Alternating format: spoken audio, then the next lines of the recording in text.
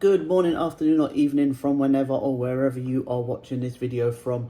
I am Jack Adamas back with episode 4, game week 8 of my football predictions in the Premier League.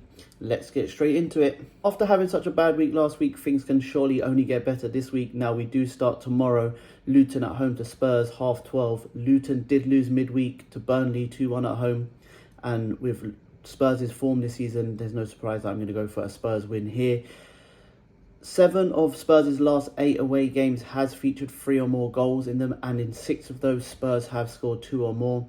So it's not a surprise that I am going to go for a 3-0 Spurs win in this one. We then move on to the first 3 p.m. kickoff, which sees Burnley at home to Chelsea. Now, Burnley did get their first win of the season midweek, like I said, away to Luton, so they'll come into this with confidence. But Chelsea will also come into this game with confidence, coming off back-to-back wins. Chelsea will come in even more confident as their last 4 visits to Turf Moor, they have scored 3 or more goals. So it is a place where they like to go and they do play well. I do think they will win this time round. I don't think it'll be 3 goals. I think it'll be 2 goals. I am going to go for a Chelsea 2-0 win here. Next up, we go to Goodison, where we have Everton at home to Bournemouth. Now, even though this is early on in the season, this game is a very meaningful game for both teams. I believe that both teams will be going into this one with the mentality that if we can't win, we'll just settle for the draw here. I believe this game will be a draw. It's another year where Everton haven't won back-to-back games in the Premier League, which is a crazy statistic when you think about it. But on the plus side for them, Sean Dyche hasn't beaten any other team more than Bournemouth in his managerial career. He's 5 out of 5 wins in his last 5 games against them. But with that being said, I am going to go for a 1-1 in this one. Next up, we go to Craven Cottage, where Fulham play Sheffield United. Now, Fulham do come into this game off the back of a spineless performance against West London rivals Chelsea. Sheffield United do come into this game off a 2-0 loss to West Ham. So both teams are going into this low on confidence. On the plus side for Fulham, Sheffield United haven't won in their last 6 games against London opposition, 1 draw and 5 losses in that time, and I believe at full time it will be 7, with a good bounce back performance by Fulham in an emphatic 3-0 win. We then move on to the last 3 p.m. kickoff, which sees Manchester United hosting Brentford. Now, like I said in my last video, Manchester United are in big trouble this season.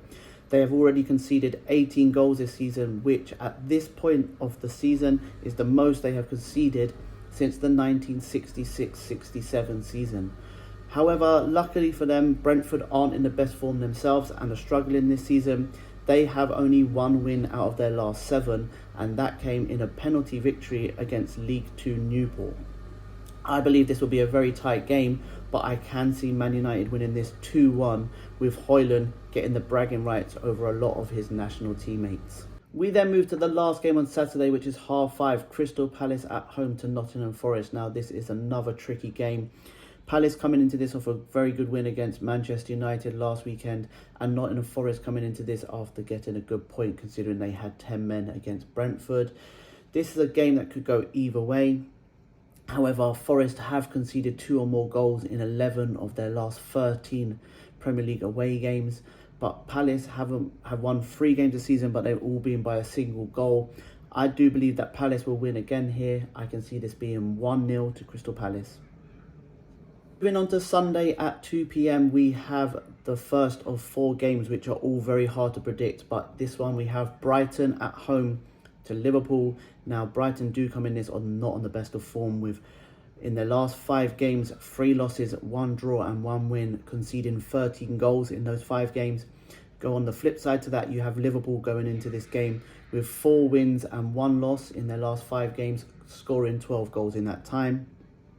So you would think Liverpool got this game. However, Liverpool have only won 1 of their last 7 meetings with Brighton. It's a very tricky game to predict, but I am going for a Liverpool 3-1 away win here.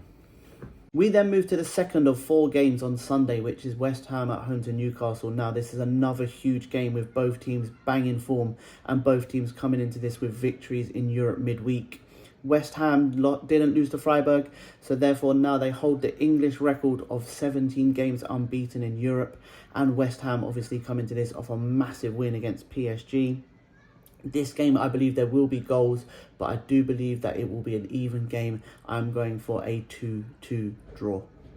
We then move to the last 2 p.m. kickoff on Sunday, which is Wolves hosting Villa. Now, again, this is a very tricky game to predict, with Wolves coming into this high on confidence after just beating City last weekend. And Villa will go into this with confidence, winning 5 of their 7 games so far this season in the Premier League, and their 2 losses only coming away to Newcastle on the opening day and Liverpool away. I think this will be a fiery West Midlands derby, but I am going to go for Villa to get the better of their rivals here and win this 2-1. And we save the best till last, 4:30, Sunday, Emirates Stadium, Arsenal at home to Man City. Now, what a game this is to finish off game week 8 in the Premier League. A lot of people are saying this will be an even game, with Arsenal being City's closest contenders last year and only strengthening their squad this year. However, I cannot see anything other than a Man City win. I just believe that Man City have the psychological edge over Arsenal. They have won 12 out of 12 in their last Premier League meetings between these two teams. It is Arsenal's longest losing streak against a single club in their history. Arteta has beat the other 23 managers he's ever faced, but he just hasn't beat Pep. I just see this game being a 3-1 to Man City. Now, I'm not saying that Man City are going to blast Arsenal out. I'm just saying that it will be a close game, but Man City will win this 3-1. And I think Haaland will become the first player since 2003 and Ruud van Nistelrooy to score in 5 consecutive London meetings that hasn't played for a London club. And my extra game this week is Sunday, 7:45 p.m. We have 6 vs 5th in Ligue 1 in Rennes versus PSG. Now, both teams are coming into this with losses in Europe this week. I reckon this will finish 1-1 and it will pile more pressure onto Luis Enrique and PSG.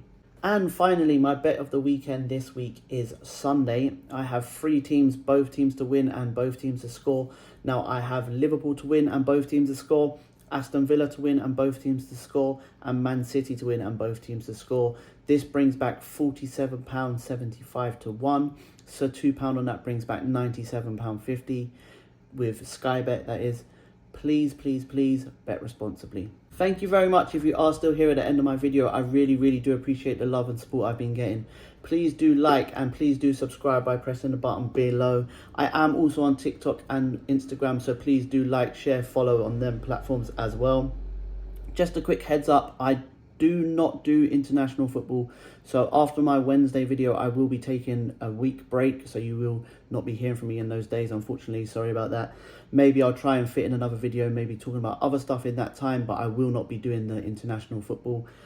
With that being said, like I say, if you don't shoot, you can't score. Bye guys, thank you very much.